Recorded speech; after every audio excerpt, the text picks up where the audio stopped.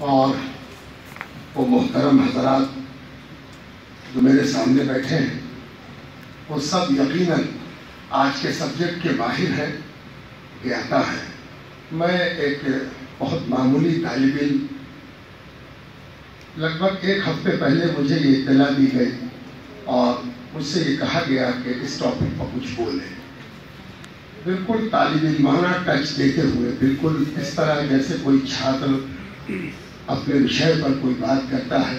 میں آپ کے سامنے حاضر ہوں اور بغیر کسی تمہید کے میں یہ عرض کرنا چاہتا ہوں کہ جب اسلام کا ادے ہوا تو اس نے جہاں مورتی کلا پر، پینٹنگ پر، ڈرائنگ پر ایک طرح کی پابندی لگائی، تو اس پابندی نے ان کی لیکھن کلا کو چمکایا۔ ان کے پاس یہی ایک معاملہ بچا تھا، یہی ایک آپشن بچا تھا کہ وہ مورتی بنا نہیں سکتے تھے، پینٹنگ کر نہیں سکتے تھے، کسی جاندار کی تصویر بنا نہیں سکتے تھے۔ تو وہ جو ٹیلنٹ تھا، اس ٹیلنٹ کو اسلام نے کیلیگرافی کی طرف موڑا، اور نتیجے میں کیلیگرافی کی دنیا میں عربی، فارسی اور نتیجے میں اردو میں ایک ریولوشن آیا، ایک کرانتی آئی۔ شاید ہی کسی بھاشا میں کیلیگرافی نے اتنی ترقی کی ہو جتنی عربی اور فارسی میں اور نتیجے میں اردو میں ہوئی۔ اس کا کارن جو ہے میں نے آپ کے سامنے پیش کر دیا۔ دوسری بات یہ کہ یہ جو اسکرپٹ آج ہم اردو میں لکھ رہے ہیں، جسے ہم پرشین اسکرپٹ کے نام سے جانتے ہیں، یہ دراصل عربک اسکرپٹ ہے۔ جب عرب ایران کے مالک ہوئے تو انہوں نے ایران کی نئی تقدیر لکھی۔ ایران اپنی اسکرپٹ بھی بھول گیا اور اپنی بھاشا کو بھی اس نے عربوں کے حوالے کیا، اور عربوں نے فارسی کو اس طرح نگلا کہ پھر اگلا تو فارسی بھی شاید مسلمان ہو چکی تھی، اور آج فارسی کا جو بھی استتو ہے وہ آفٹر اسلام ہی اصل استتو پایا جاتا ہے۔ انتر صرف اتنا آیا کہ وہ آوازیں، وہ سوار جو عربی میں نہیں پائے جاتے تھے اور پرشین میں پائے جاتے تھے، ان کو ایک الگ سنگیا دی گئی اور اس کی پہچان بنائی گئی۔ جیسے پا، یہ پا جسے ہم پے بھی کہتے ہیں یا پی، یہ عرب میں نہیں پایا جاتا تھا۔ ان کو پا بولنا ہو تو با سے بولتے تھے، ان کو پٹنا بولنا ہو تو یہ بولیں گے پتنا، اس لیے کہ یہ پا جانتے ہی نہیں۔ لیکن فارسی میں پے پائی جاتی تھی، پی پایا جاتا تھا۔ تو اس کے لیے فارسی والوں نے کیا کیا کہ لکھا اس کو پے اور پڑھا اس کو بائے فارسی، یعنی یہ ہے با لیکن یہ فارسی والوں کا با ہے اور اس کو کہتے ہیں پا۔ اسی طرح کاف، تو کاف یا کے عربی میں پایا جاتا تھا، لیکن گاف یا جی ایچ، گاف نہیں پایا جاتا۔ یہ ہندی میں تو پایا جاتا ہے لیکن یہ پرشین میں بھی پایا جاتا تھا۔ تو اس کے لیے انہوں نے کاف فارسی استعمال کیا، یعنی یہ جو گا ہے یہ فارسی کی کا ہے۔ اسی طرح فارسی اور عربی کا انتر سامنے آیا۔ اور پھر ذرا اسکرپٹ کی طرف چلے تو عربی میں دو بنیادی اسکرپٹ پائے جاتے تھے جو فارسی میں ٹرانسفر ہو گئے۔ ایک کو تعلیق کہتے تھے، دوسرے کو نسخ کہتے تھے۔ تعلیق ذرا ٹھہر کر لکھا جاتا تھا اور نسخ میں ٹھہرنے کی ضرورت نہیں تھی، بالکل اسی طرح جیسے انگلش میں کرسیو رائٹنگ ہوتی ہے اس طرح نسخ لکھا جاتا ہے۔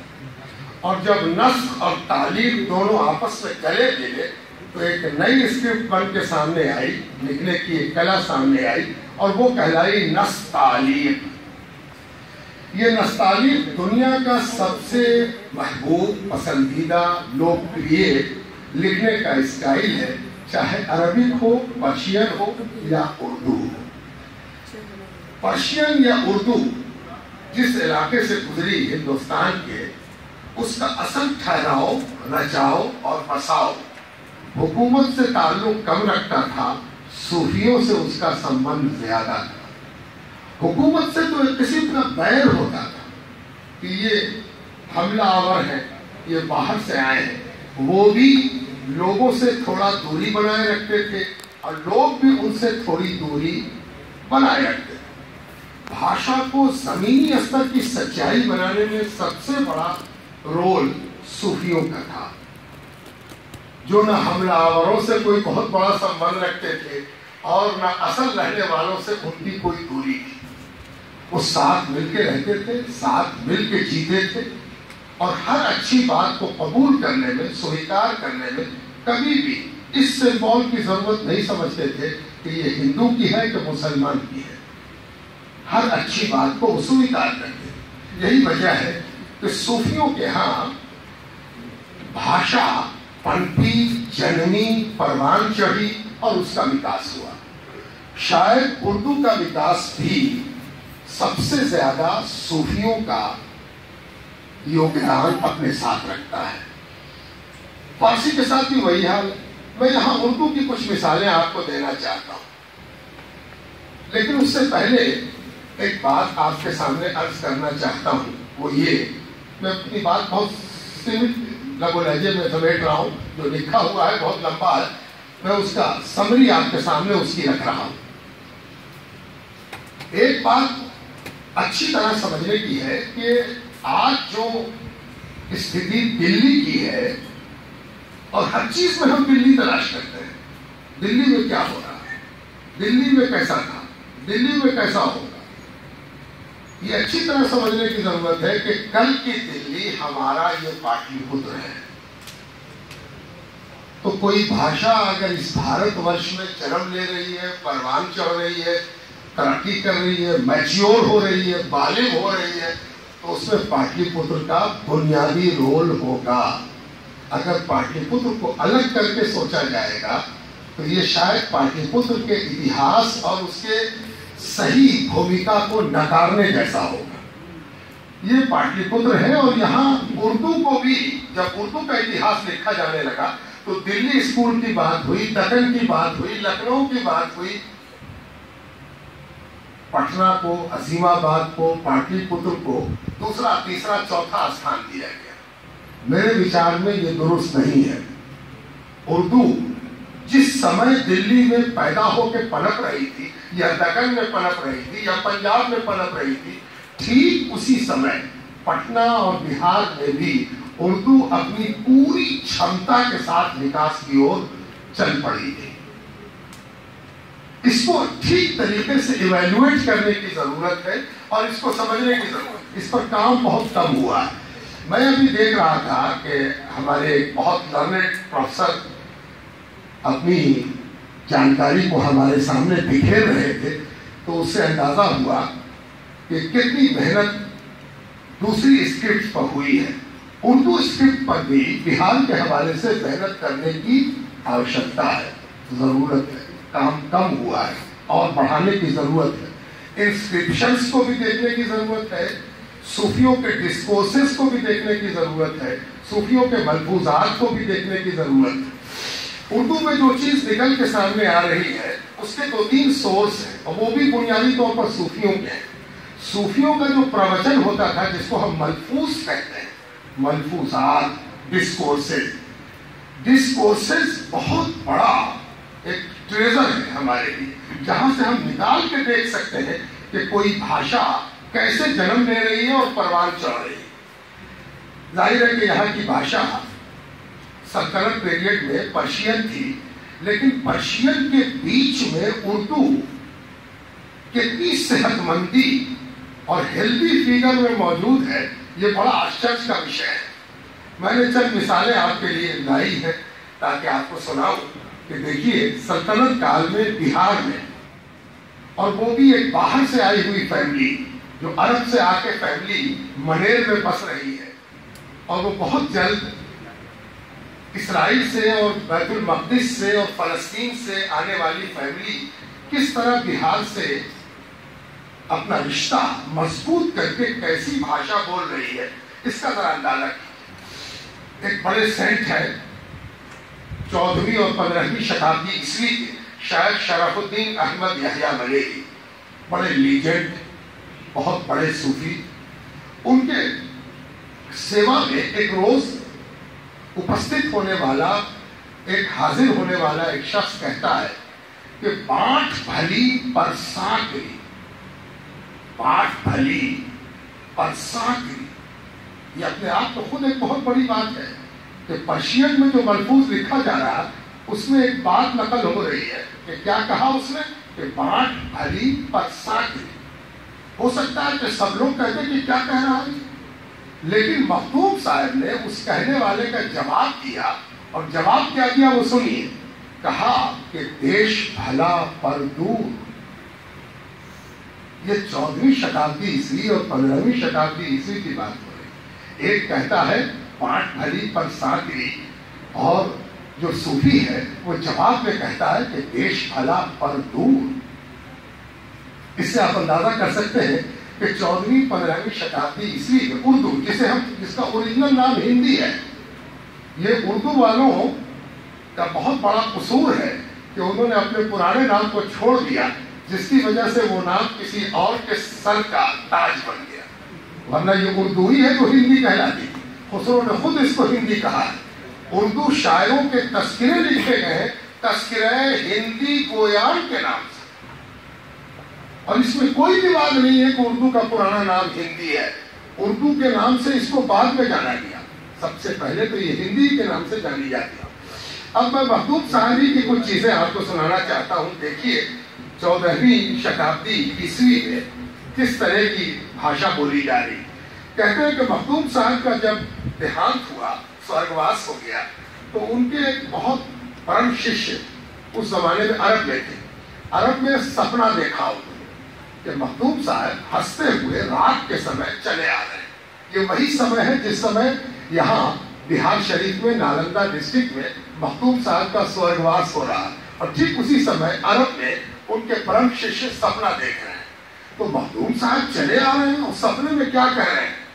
ایک بات میں آپ سے شیئر کرنا چاہتا ہوں کہ آدمی عام بول چال کی بھاشا میں مصنوعیت اور بناوٹ کر سکتا ہے۔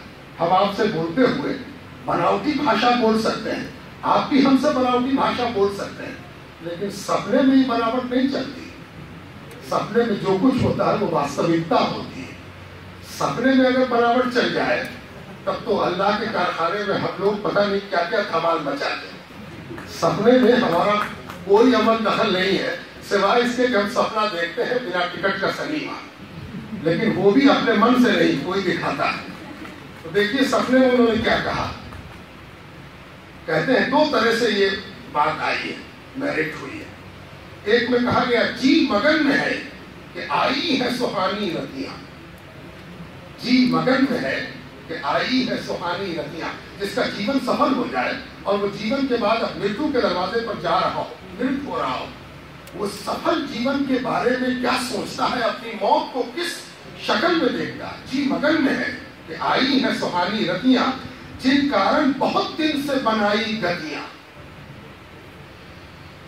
اور دوسرے نیریٹ کرنے والے کہتے ہیں کہ نہیں، مخدوم صاحب نے ایسے کہا سپنے میں، آئی رات سہائیاں، آئی رات سہائیاں، جن کارن ڈھیا کھائیاں۔ اس سپنے کی بھاشا ہے، اسے نوٹ کیا گیا اور اسی سمے نوٹ کیا گیا اور آج تک یہ چلا آ رہا۔ جس نے سپنے میں یہ بات کہی تھی وہ واستوک جیون میں کیسی بھاشا بولتا تھا ذرا دیکھیے۔ مخدوم صاحب اور صوفی لوگ کسی کا دکھ ہرتے ہیں، کسی کا دکھ بانٹتے ہیں، کسی کا درد بانٹتے ہیں، تو ان کے لیے ضروری ہوتا ہے کہ کوئی دکھ لے کے آئے تو کبھی تو چمتکاری روپ سے ان کے اوپر ہاتھ پھیر دیا تو اس کا دکھ چلا گیا، اور کبھی اس کا علاج بتایا، علاج سمجھایا۔ تو علاج کیسی بھاشا میں سمجھائیں گے؟ آنے والا جو بیمار ہے وہ دکھی ہے، وہ پیڑت ہے، وہ دلت ہے، وہ سامانیہ ویکتی ہے، وہ کوئی بہت بڑا لرنڈ آدمی نہیں ہے۔ اگر کوئی لرنڈ آدمی ہوتا تو وہ حکیم کے پاس جاتا، طبیب کے پاس جاتا، وید کے پاس جاتا، صوفی کے پاس نہیں آتا۔ صوفی کے پاس آنے والے کے پاس اپنا علاج کرنے کے لیے کوئی سادھن نہیں ہے، تو وہ صوفی کے پاس آیا اور صوفی بھی اس کو فارسی اور عربی میں سمجھانے لگے، تب تو اس کا درد اور بڑھ جائے۔ اب کیا کہتے ہیں مخدوم صاحب، دیکھیے، پال کسونجی بکھرے اور پھول رتوندی جائے، جل کسوندی باغ روئی بیچ سے ہیج نہ سائے۔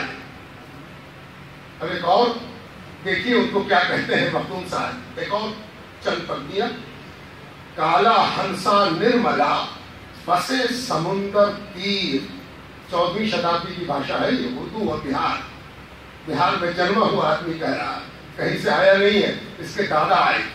کالا ہنسا نرملا بسے سمندر تیر، پنکھ پسارے بکھرے نرمل کرے شریر۔ درد رہے نہ پیر شرف حرف مائل، کہیں درد کچھ نہ بسائے، گرد گرو چھوئے دربار کے سو درد دور ہو جائے۔ یہ دیکھیے 14ویں شتابدی عیسوی میں یہ باتیں مل رہی، یہ تھوڑی سی چیزیں نہیں ہیں، بہت ہیں۔ میں نے اس کا ذکر اپنی ایک پستک میں کیا ہے جو ابھی ابھیلیکھاگار نے چھاپا ہے، بہار میں صوفی پرمپرا۔ بہار راجیہ ابھیلیکھاگار نے اس کو کھایا ہے۔ ایک آپ اس کا نسخہ اور سن لیجیے، دیکھیے 14ویں شتابدی میں نسخہ کیسا بتا رہے ہیں۔ آدمی کو بڑی تمنا ہوتی ہے کہ ہم جوان رہیں، اور یہ تمنا جو ہے وہ بہت سے بوڑھوں کو اور بہت سے میرے جیسے بوڑھے ہوتے ہوئے لوگوں کو بہت پریشان کرتی ہے۔ ہر آدمی کو ایک آشا ہے کہ ہم جوان ہو جائیں، اجلا بال کالا ہو جائے۔ تو دیکھیے وہ بھی بات آ رہی ہے، تل پیسی دانا پکھر تہل مکھانا، گھی شکر میں سانا، کھائے زنانا ہوئے مردانہ۔ اس کو اس طرح بھی دیکھنا کہ یہ عوام کی بھاشا ہے، عام لوگوں کی بھاشا، عام لوگوں سے بات ہو رہی ہے۔ اگر دال مکھانا کی فارسی بولی جائے تب تو ڈکشنری کھولنی ہوگی، اور پتہ نہیں ڈکشنری میں بھی ملے کہ نہ ملے دال مکھانا۔ اس لیے جو باتیں کہی جا رہی ہیں وہ بالکل قریب ہے۔ اب میں شارٹ کٹ میری بات ختم ہو رہی ہے۔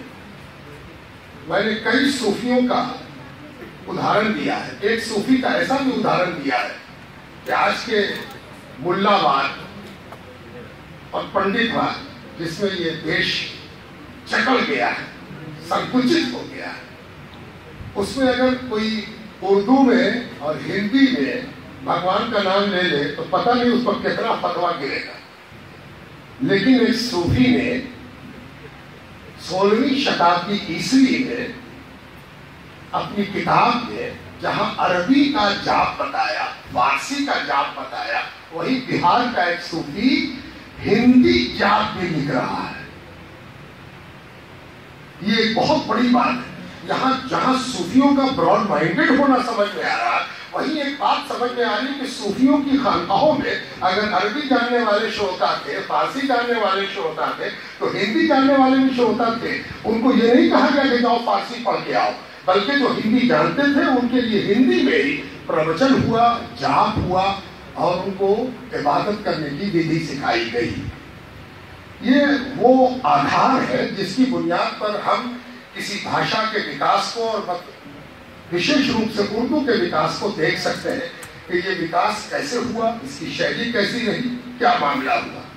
مخدوم شرف الدین یحییٰ ملیری کے کال میں آپ تو جانتے ہیں کہ انہوں نے چٹھیاں لکھی تھی۔ یہ دنیا میں اکیلا آدمی ہے جس نے کورسپونڈنس کورس، اور آج کی طرح جو ہم نے اور آگے بڑھا دیا نیٹ آنے کے بعد، اس کورس کو جس نے سچ مچ زمین پر سچائی بنا کے اتارا، اس کا نام ہے مخدوم شرف الدین یحییٰ ملیری۔ انہوں نے لگ بھگ 1600 چٹھیاں لکھی، اور یہ چٹھیاں 1600 کی تعداد ہم لوگوں تک پہنچی، پتہ نہیں کتنی لکھی ہوگی۔ یہ چٹھیاں اس طرح نہیں تھی کہ میں ٹھیک سے ہوں، تم ٹھیک سے ہوگے، تم نے یہ کام کر دیا ہوگا، میں آشا کرتا ہوں کہ تم فلاں ہوگا، نہیں۔ ہر چٹھی کا ایک شیرشک ہوتا، اور شیرشک کے نیچے جو بات کہی جاتی وہ بڑی سہج سلبھ بھاشا میں کسی ایک چھوٹے لیکھ سے بھی اونچی کوئی چیز ہوتی۔ ان چٹھیوں میں مخدوم صاحب نے کرانتی لائی۔ وہ بڑے بڑے آفیسر جو آ نہیں پاتے تھے روزانہ ڈسکورسز میں، وہ اپنا پرشن لکھ بھیجتے تھے، اور مخدوم صاحب اس کا جواب دیتے تھے، بادشاہ کو بھی، آفیسرز کو بھی، ذمہ داروں کو بھی، عہدیداروں کو بھی، اور کامن مین کو بھی۔ ان چٹھیوں کا ایک سنگرہ ایسا مل گیا ہے جس کا لیکھن کال مخدوم صاحب کا جیون ہے، ان کے جیون میں لکھا گیا، وہ اسکرپٹ کو سمجھنے کے لیے بہت اہم ہے کہ دیکھا جائے کہ اس وقت لکھنے کی کیسی ودھی چل رہی تھی.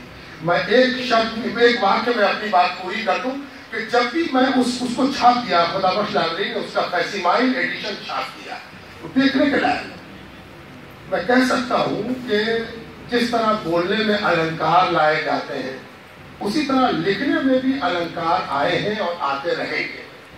لیکن 14ویں شتابدی عیسوی میں جو کچھ لکھا گیا ہے وہ النکار رہت ہے، بہت سندر ہے، اچھا ہے، سوستھ ہے اور نارمل ہے.